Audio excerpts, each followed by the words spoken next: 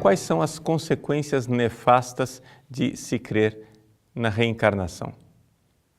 Vejam, a reencarnação, que para algumas pessoas poderia parecer uma coisa do passado, está novamente na moda.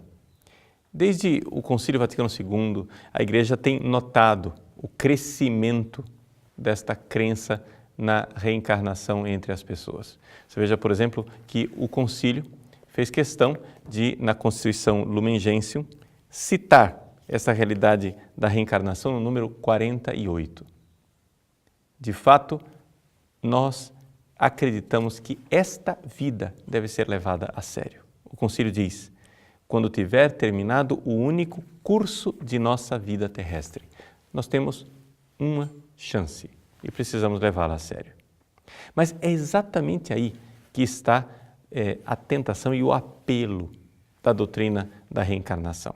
A reencarnação é uma doutrina que não tem nenhum fundamento bíblico, não tem nenhuma prova empírica e científica e não tem absolutamente nenhum substrato naquilo que é a lógica das coisas. No entanto, ela continua sendo uma tentação. Por quê? Porque é uma tentação infantil. Ou seja, as crianças, quando brincam, elas vivem num mundo de faz de conta e ainda não aprenderam a responsabilidade da nossa existência. Uma criança está acostumada a fazer da vida aquilo que é um joguinho eletrônico. Você joga, quando você consome as suas vidas, game over, você pode recarregar o joguinho e começar tudo outra vez. No entanto, nós vemos empiricamente, na realidade dos fatos, que as coisas não são assim. Que as coisas têm suas consequências definitivas e Deus usa exatamente isso para nos ensinar como Pai. Faz parte do Pai ensinar ao Filho, a missão do Pai, que existem escolhas que não voltam atrás. Quando você resolveu gastar o seu dinheiro, você fica pobre.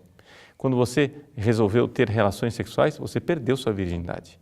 Quando você resolveu ir numa viagem perigosa e terminou se acidentando, você irá carregar as sequelas da sua aventura no seu corpo, para sempre. Esta realidade que nós vemos no mundo material, ela é uma pedagogia divina para nos dizer: esta vida é séria, essa vida precisamos levá-la a sério, não é uma brincadeira. No entanto, a tendência de nós cairmos no infantilismo de que, tudo bem, queimou essa chance, tem outra, é muito grande. E certamente o diabo, que quer nos condenar ao inferno, gostaria muito que nós acreditássemos nisso. Ou seja, a melhor forma de o demônio nos seduzir é ele dizer: veja, tenta, experimenta essa vida. Se não der certo, tem outra. Você vai ter uma outra chance. No entanto, a Sagrada Escritura dizem com toda clareza, em Hebreus capítulo 9, versículo 27, os homens devem morrer uma só vez. Não há reencarnação. Você encontra isso no Catecismo da Igreja Católica, no número 1013. Mas a história da reencarnação é uma história recorrente em todo o trajeto da humanidade. Até mesmo antes do cristianismo, nós temos tantas religiões orientais que professam essa realidade da reencarnação ou metempsicose. Até dentro do próprio cristianismo, a realidade da encarnação conseguiu encontrar adeptos.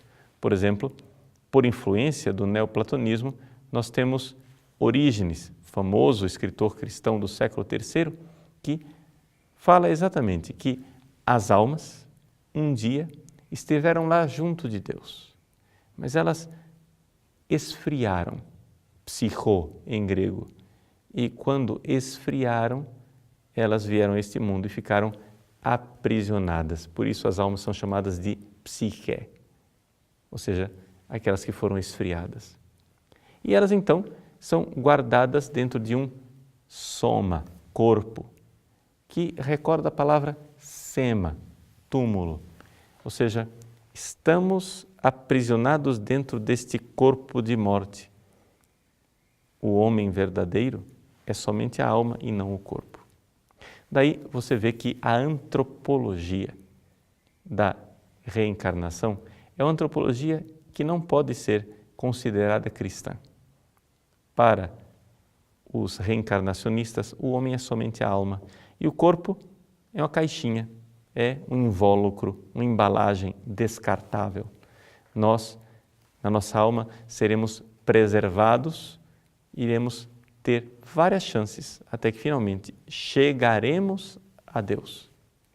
Bom, a realidade é que esta heresia ela foi condenada não somente lá atrás, quando Orígenes foi condenado, e você pode conferir isso no Denzinger, no número 403, lá no distante século VI, mas foi condenada também ao longo dos séculos, como por exemplo na Idade Média, com os albigenses e, mais recentemente, pelo Concílio Vaticano II.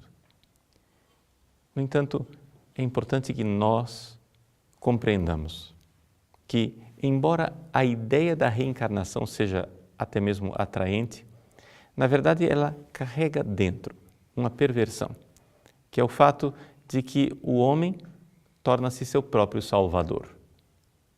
Não é necessário que Cristo venha para nos salvar. Somos nós que, pelos nossos esforços e cruzes que iremos carregando de andar em andar, iremos construindo uma torre de Babel, até que com nossos esforços um dia chegaremos no céu. A reencarnação, ela não somente não leva esta vida a sério, como não leva a redenção de Cristo a sério. Aqueles que creem na reencarnação não podem ser chamados verdadeiramente de cristãos. E se os espíritas dizem que são cristãos num sentido muito amplo da palavra. Ou seja, são cristãos enquanto consideram que Jesus, Cristo, é um espírito de luz que veio para guiar as almas de volta para Deus. O cristianismo não é isso. O Verbo, Deus, se fez homem, carne, inteiro, corpo e alma. E assim, corpo e alma, iremos um dia triunfar com Deus no céu. Os espíritas creem na reencarnação. Nós cristãos respondemos e dizemos: creio na ressurreição dos mortos, na vida eterna. Amém.